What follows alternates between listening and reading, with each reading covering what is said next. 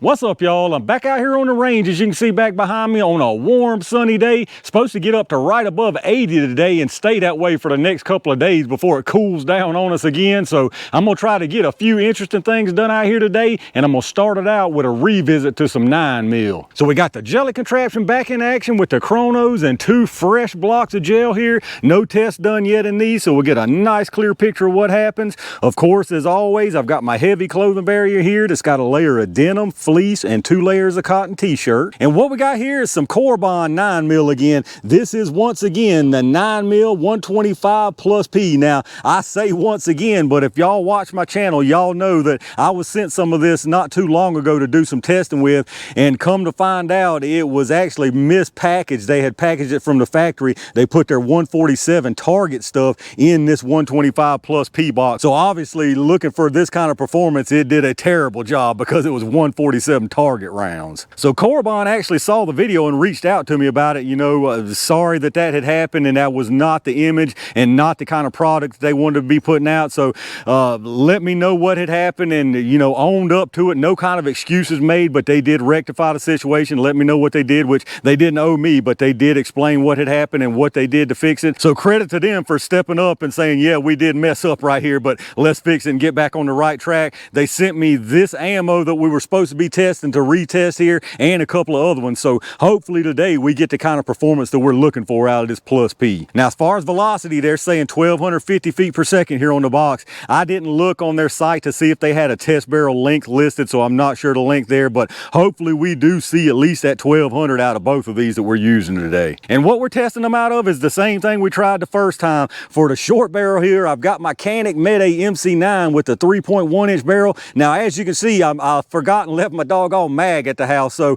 I started to substitute the G19 instead of this, but I really want to see what's going on with the shorter barrel, so I'll just feed them in one by one on my 5-round average, so it shouldn't be a problem getting it done. For the longer one, of course, again, we've got the G17 here with the 4.5 inch barrel. But I'm very curious to see what we get as far as performance now that we've got the right weight projectile, so let's get everything set up and let's check them out. All right, let's see what this stuff's moving. I'm gonna do a 5-round average from each barrel length, starting with this MC9 first. Now, those of y'all, like I always mention, if you're not familiar with my channel, this lab radar gives you multiple velocity readings. The large numbers at the muzzle, and then you got 5 additional across the bottom. The first one is at 3 yards here, which is roughly where the gel is, and then you got 10, 15, 25, and 50. Now remember, I've got to feed these one by one, so this is gonna be a little bit slower. So looking for 1,250. I seriously doubt, I'd like to see 1,200, but I seriously doubt we'll even see that. They probably ran these from a 4.5 inch barrel to get that velocity. Let's see what we can get from them. Got 1188. Yeah, this is gonna be a pain because I can't even get a lock back without the mag there. It's all right, we'll get it done. 1183.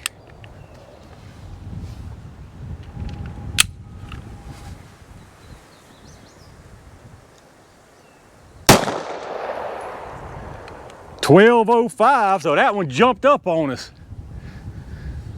I'd like to see them all jumped up there.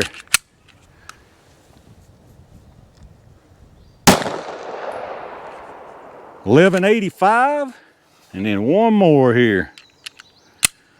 Glad I don't always have to do this one by one.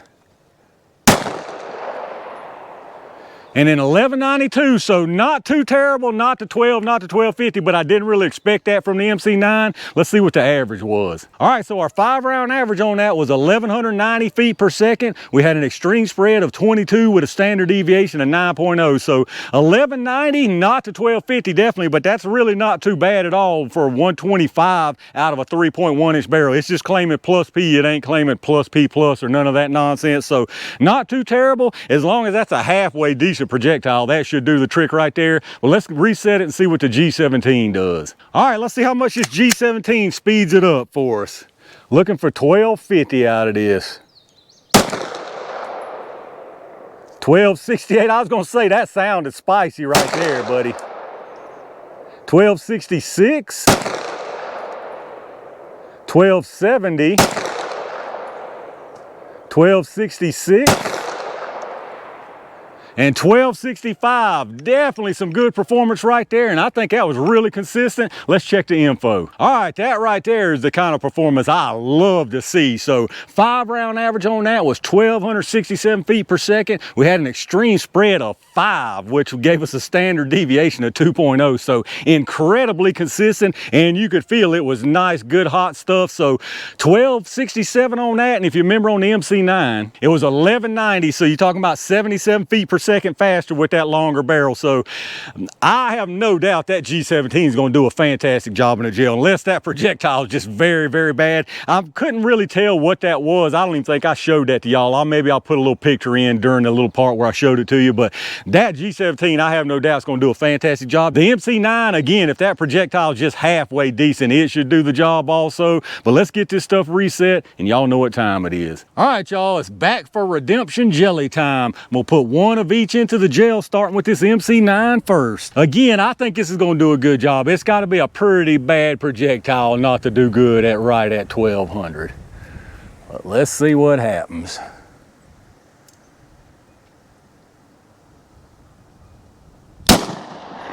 All right, whoo, that's a long track, buddy. Let me go see what I got.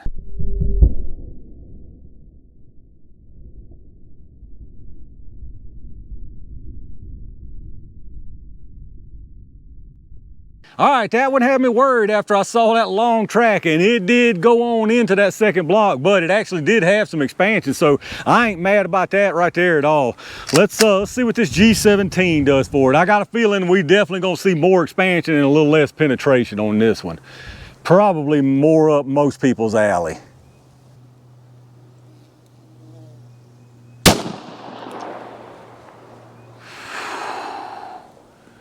I think I went incredibly way too low. Let me go fix this. All right, let's try that one again. I don't know what happened there. I noticed when I was getting my point of impact, this G17 is a little low. I was having to cover my target, but that's pretty doggone low. I ain't been out here so long, I guess I forgot how to aim. Let's try it again.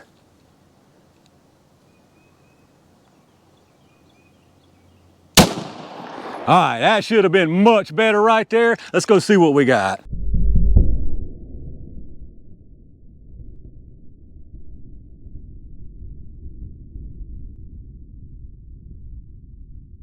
All right, let's check out what we got down here. Both of these got some really nice performance in my opinion. On the top, we'll start with that one here. That was the MC9. You can see it comes in here, nice disruption all the way through this first block. Doesn't look like any tumbling, just judging by the way that wound channel looks. Carries into this second block. Now, it travels a good bit into this second block, nearly halfway. Now, I know some people aren't gonna like that too much, but you know, I always try to explain, and I say this time and time again, any kind of gel period is not a one-to-one analog for what you actually might be sending these into. So all kind of things can happen, and me personally, I want to make sure I've got enough penetration. So I think that's fantastic. As far as expansion, not a whole lot. You did get some. Reminds me of like a critical duty type of expansion. And then right up under that, of course, is the G17. Now, I have to assume this is the performance that you're meant to get right here. Again, really nice disruption. Doesn't look like any tumbling. Again, all the way through this first block into the second block. This one doesn't have near as much penetration. It looks like it goes maybe 3-4 inches into this second block, and you got a lot more expansion instead. And here's your closer look. Again, top MC9, bottom G17. As you can see, really nice disruption from both of them all the way through that first block into the second block. There's your G17, and then we go back up a little further here.